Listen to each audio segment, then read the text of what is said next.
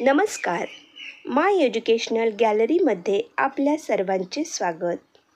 आज आपण आपल्या इयत्ता 5वीच्या इंग्रजीच्या पुस्तकामधील पेज नंबर 2 and 3 हे पाहणार आहोत. बघा, इथे A to Z आणि आपल्याला इथे चित्र दिलेलं आहे आणि आपल्याला काय करायचं आहे ते इथे सांगितलेलं आहे. तर मी प्रश्न वाचते आणि त्याचा अर्थही तुम्हाला समजावून सांगते. Observe the picture carefully to find as many words as you can for each of the letters from A to Z. म्हणजेच काय की चित्राचं आपल्याला निरीक्षण करायचे. ऑब्झर्व म्हणजे काय, निरीक्षण करणे. पिक्चर म्हणजे चित्र. केअरफुली म्हणजे काय, काळजीपूर्वक. To find as many words as you can म्हणजे तुम्हाला जेवढे जास्तीत जास्त शब्द शोधता येतील तेवढे शब्द शोधायचे आहेत. Each of the letters from A to Z आणि A to Z पर्यंतच्या अक्षरांनी सुरुवात होणारे. तर आता इथे पूर्ण पान भरून एक मोठं चित्र आहे आणि त्या चित्रामध्ये वेगवेगळी छोटी छोटी चित्रे दिलेली आहेत आणि आपल्याला अगदी काळजीपूर्वक निरीक्षण करून A पासून सुरू होणारे, B पासून सुरू होणारे, C पासून असं Z पर्यंत असणारे शब्द शोधायचे आहे. आणि हे शब्द शोधत असताना आपल्याला आणखी एक गोष्ट करायची आहे की सर्वात जास्त म्हणजे जास्तीत जास्त शब्द कोणत्या अक्षराने सुरुवात झालेले आपल्याला मिळाले आहेत तेही पाहायचं आहे. मग मी तुम्हाला एक आयडिया सांगते की आता आपण वहीमध्ये देखील आपण हे लिहून काढणार आहोत. मग एकदा लिहून काढल्यानंतर आपल्याला आपोआप समजणार आहे की कोणत्या अक्षराने सुरू होणारे जास्त शब्द आहेत. आपण जर फक्त असंच बघितलं तर काही शब्द कमी जास्त होऊ शकतात. त्यामुळे आपण याचं लेखन देखील करणार आहोत. तर लेखन करताना मी तुम्हाला एक छान आयडिया सांगणार आहे. म्हणजे आपल्याला कोणत्या अक्षराचे जास्त शब्द आहेत हे लगेच समजेल. तर पहा, मी तुम्हाला इथे एक नमुना करून दाखवलेला आहे. तर आपण काय करूया, आपल्या वहीमध्ये अशाच पद्धतीने हे जे लेटर्स आहेत लिहूया. बघा, इथे बघा A, B, C, D असं मी Z पर्यंत लिहिलेलं आहे आणि एका पानावर जेवढे आपले अक्षर बसतील तेवढे आपण घ्यायचे आहेत. अशा ओळी आखून घेतल्या तुम्ही की मग आपल्याला आपलं काम सोपं जाईल. आणि आपण काय करायचं आहे की अगदी पानाच्या वरपासून सुरुवात करायची आहे, नंतर खाली यायचं आहे. म्हणजे क्रमाने आपले शब्द आपल्याला लिहिता येते. काय करायचं, आता सुरुवातीला आपण इथे स्काय दिसतंय, आपल्याला आकाश दिसतोय. मग स्कायची स्पेलिंग काय आहे, SKY. मग आता आपण यस कुठे लिहिलेली आहे, इथे यस लिहिलेला आहे ना आपण. तर स्काय हा शब्द यसच्या कॉलममध्ये लिहून काढायचा. म्हणजे आपल्याला यसचा शब्द मिळाला. त्यानंतर इथे क्लाउड आहेत. म्हणजे क्लाउड म्हणजे काय, ढग. मग क्लाउड स्पेलिंग काय आहे, CLOUD. क्लाउड म्हणजेच ढग. मग सीच्या कॉलममध्ये आपल्याला तिथे क्लाउड हा शब्द लिहायचा आहे. त्यानंतर सन, परत SUN म्हणजे यसच्या कॉलममध्ये. चला लिहूया आपण SUN. आता इथे टेकडी, HILL, हिल. याच्या कप्प्यामध्ये लिहून काढू. इथे टॉवर आहे, टीच्या कॉलममध्ये टॉवर हा शब्द लिहूया, TOWER, tower. These are the buildings म्हणजे इमारती आहेत. मग बी वरून building, BUILDING. Yes, buildings. Yes का लावला, कारण एकापेक्षा जास्त आहेत. House, HOUSE, house. आणि जास्त असल्यामुळे आपण हाऊसेस देखील लिहू शकतो किंवा एका घराचंही लिहिता येईल आपल्याला.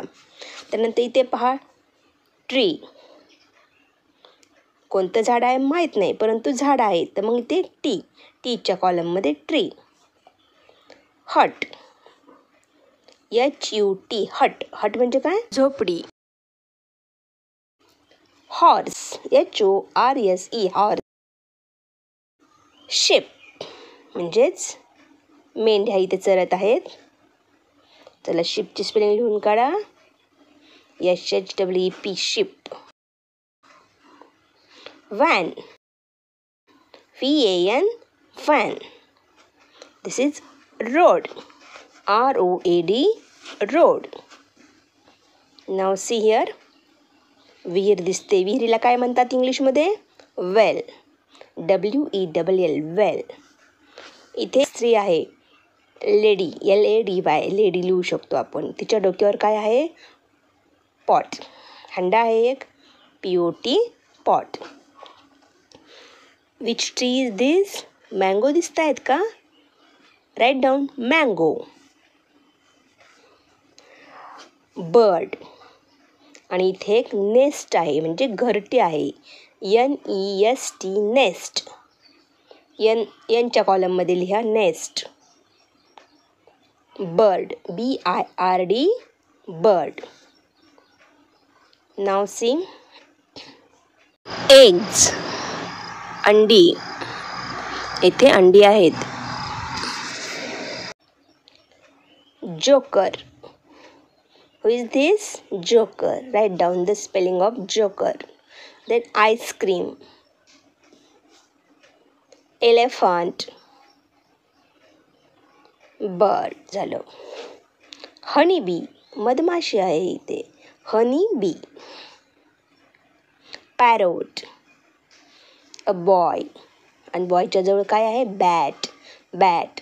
बॅग, स्कूल बॅग पण लिहू शकतो आपण. याच्या कॉलममध्ये लिहू शकू किंवा फक्त बॅग्स लिहिलं तरी चालेल. आपण स्कूल बॅग लिहूया.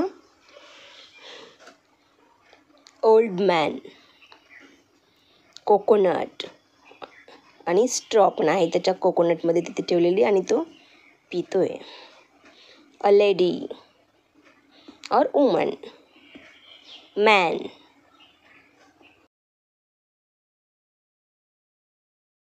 Here is a, now see, telephone, Xerox machine, a page, a file, sack, a lady, umbrella. What is this? A watch. काय आहे तिच्या हातामध्ये? मनगटी, घड्याळ. वॉच म्हणतात त्याला. Cow. Green, grass. Yellow, flowers. Flowers. Frog, stone. Frog कशावर बसलेला आहे? स्टोनवर. आणि बाजूला काय आहे? पाणी आहे.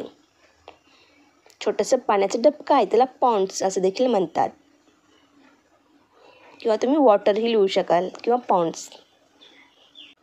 हे बघा, मुलगा आणि मुलगी पळत आहेत, खेळत आहेत काहीतरी, आणि मुलाच्या हातामध्ये छोटंसं खेळणी आहे.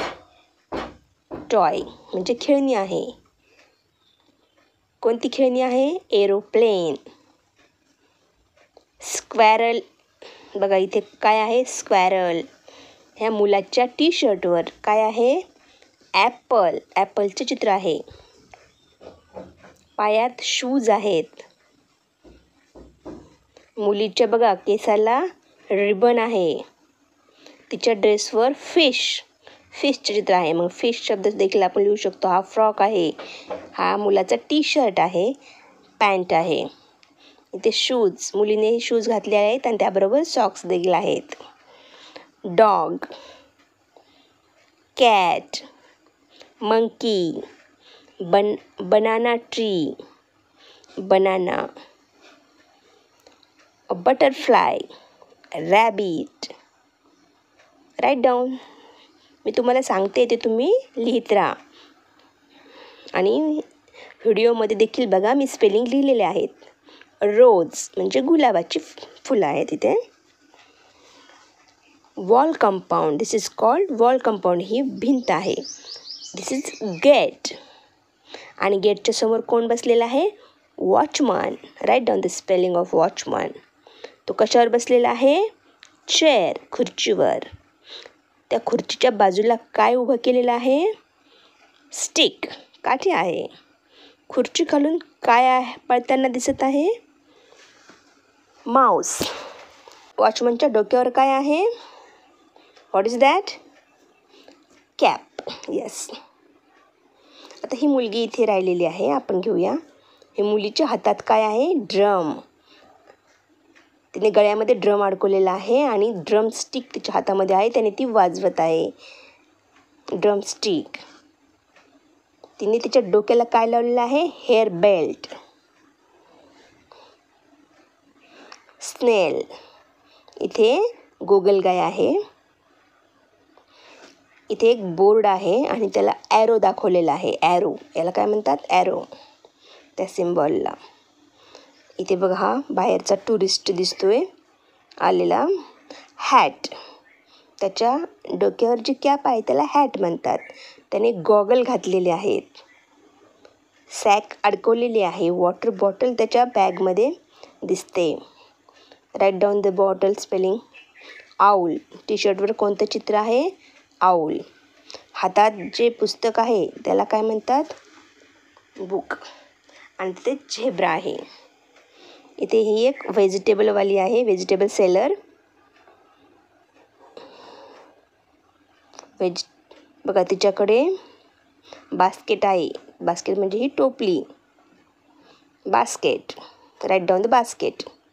आता याला आपण व्हेजिटेबल्स हा शब्द लिहू शकतो.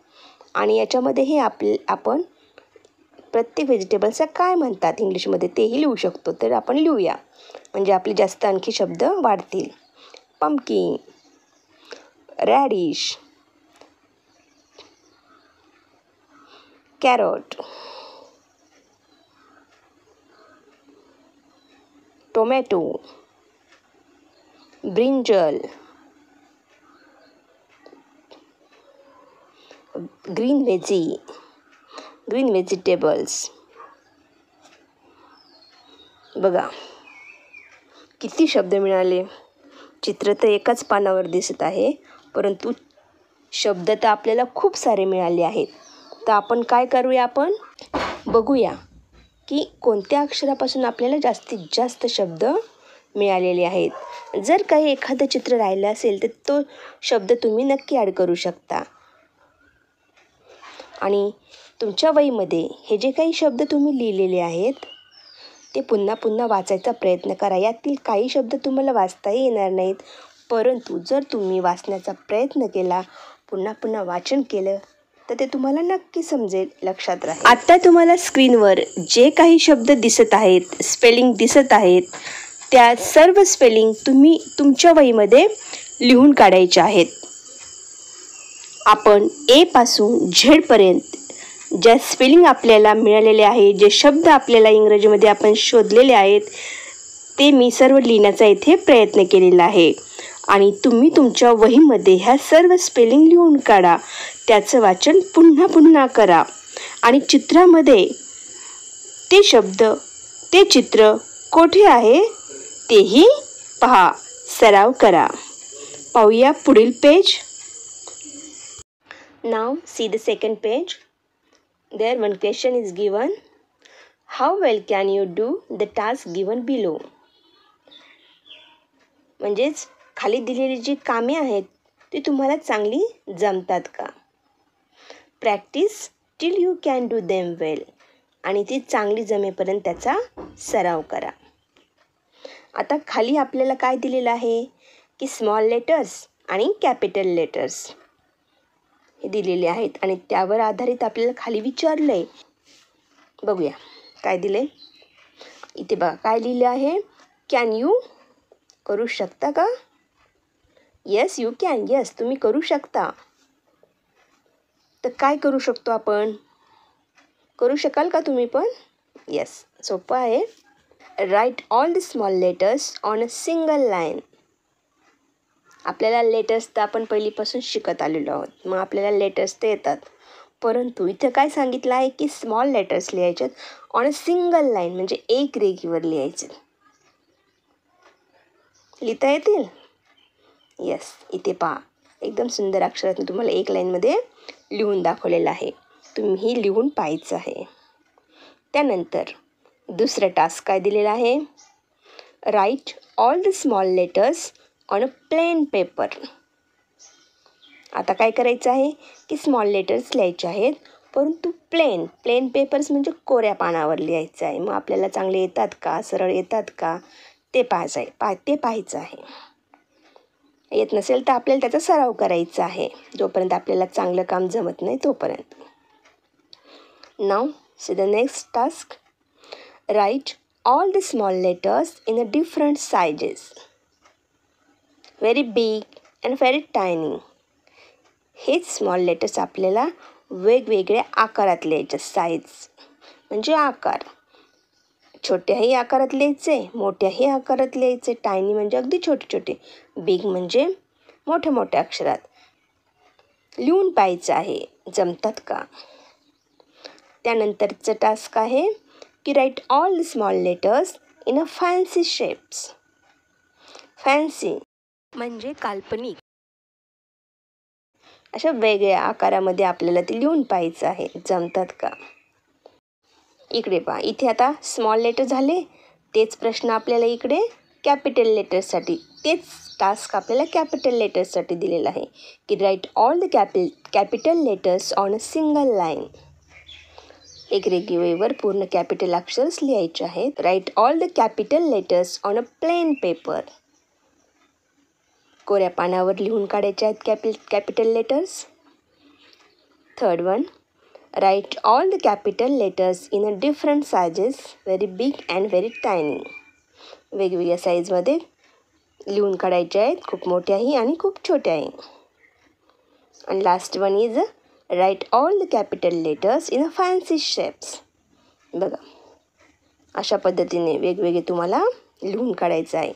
आणि काय करायचं आहे की हे जोपर्यंत तुम्हाला चांगलं जमत नाही तोपर्यंत त्याचा सराव पुन्हा करायचा आहे. आणि सराव करणे म्हणजे प्रॅक्टिस. आणि एक सुविचार तुम्हाला सांगते की प्रॅक्टिस मेक्स मॅन परफेक्ट. जेव्हा आपण कोणत्याही कामाची प्रॅक्टिस पुन्हा करतो तेव्हा ते काम आपल्याला खूप छान प्रकारे करता येतं.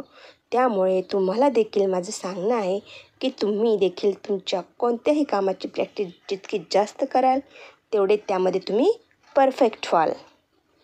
जर तुम्हाला हा व्हिडिओ आवडला असेल तर नक्की लाईक करा, तुमच्या इतर मित्रांना शेअर करा आणि जर नवीन असाल तर नक्की सबस्क्राईब करा. भेटूया आपण पुढच्या व्हिडिओमध्ये. तोपर्यंत धन्यवाद.